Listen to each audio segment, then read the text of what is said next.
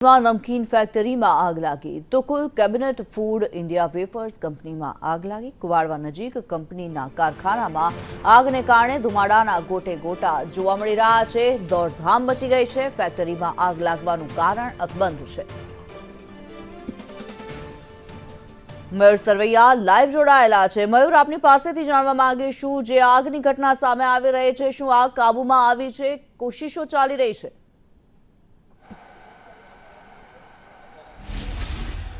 बिल्कुल किन्नरी आगळनो जे भाग आवेलो छे जे कंपनीनो केबिझेटनो तेमां आग जे काबूमां आवी होवानुं सामे आवी रह्युं छे, परंतु पाछळनो जे भाग जे खाद्य तेलनो जथ्थो राखवामां आवतो हतो त्यां हजू आग जे छे ते अकबंध होवानुं सामे आवी रह्युं छे, परंतु प्राथमिक कारण जे छे ते सामे आवी नथी रह्युं के आग कया कारणोसर लागी हती। आप जे प्रकारे दृश्यो जोई रह्या छो के फायरनी अलग अलग टीम जे छे तेमना द्वारा आगने काबूमां लेवाना प्रयास जे छे ते अत्यारे करवामां आवी रह्या छे। अहींया जे कर्मचारीओ जे छे तेमनी साथे वात करीशुं। शुं कहेशो, कई रीते आखी आग लागी हती? કેટલા વાગે તમને ફાયરનો કોલ મળ્યો?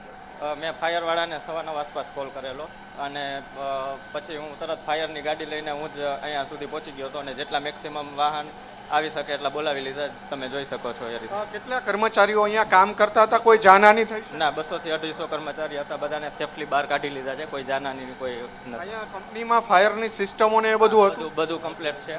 તમે જોઈ શકો છો આ બધી ફાયરની સિસ્ટમ લાગેલી છે। અંદાજિત કેટલું નુકસાન થયું હોવાનું સામે આવ્યું? એ કઈ આઈડિયા નથી સર। અત્યારે કેટલી ટીમો અત્યારે કામ કરી રહી છે? અત્યારે 6 થી 7 ફાયર બ્રિગેડની ગાડી આવી ગઈ છે જે અત્યારે કામ પર જ છે અને અમે બી અમારા તરફથી પૂરતું જે કાંઈ થઈ શકે છે પાણીની વ્યવસ્થા ને બધું કરાવીએ છીએ। આગની શરૂઆત ક્યાંથી થઈ હતી કે એવું કંઈ સામે આવ્યું? નહીં, હજી કાંઈ મને જાણ નથી। હું એ સમયે રસ્તામાં હતો ને મને કોલ આવ્યો એટલે હું તરત જ નીકળી ગયો હતો।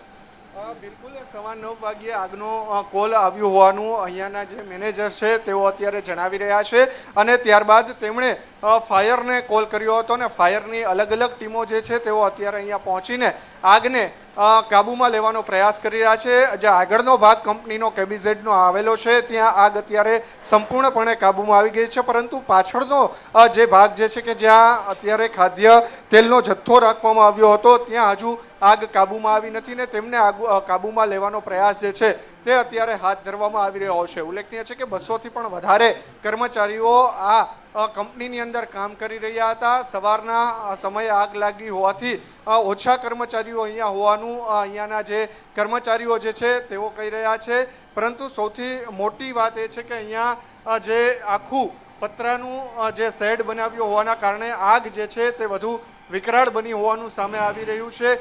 ફાયર જેની ટીમો જે છે તેઓ અત્યારે સતત પાછળના ભાગની અંદર પાણીનો મારો ચલાવી અને આગને કાબૂમાં લેવાનો પ્રયાસ જે છે તે કરી રહ્યા છે। 5 જેટલા ફાયર ફાઇટર જે છે તે છેલ્લા 1 કલાકથી અહીંયા આગને કાબૂમાં લેવા માટે પ્રયાસ કરી રહ્યા છે। હજુ પણ 2 કલાક જેટલો સમય આગને કાબૂમાં લેતા લાગે તેવી પરિસ્થિતિ જે છે તે અત્યારે જોવા મળી રહી છે। અત્યારે એમ્બ્યુલન્સ એટલે કે 108ની ટીમ જે છે તેને પણ તૈનાત કરી દેવામાં આવી છે। સ્થાનિક પોલીસની ટીમ જે છે તે પણ અત્યારે અહીંયા આવી પહોંચી છે ને આજુબાજુનો જે વિસ્તાર જે છે તેમાં જે લોકો જે છે તે આગના કારણે અહીંયા ન આવવા માટે તેમને પણ અત્યારે પોલીસ જે છે તેમના દ્વારા અપીલ કરવામાં આવી રહી છે। પરંતુ સૌથી મોટો પ્રશ્ન એ છે કે પતરાનું બાંધકામ હોવાના કારણે આગ જે છે તે આખા યુનિટની અંદર પ્રસરી છે અને કોઈ જાનહાનિના હાલ સમાચાર નથી, પરંતુ નુકસાન જે છે તે કરોડોનું થયું હોવાનું સામે આવી રહ્યું છે।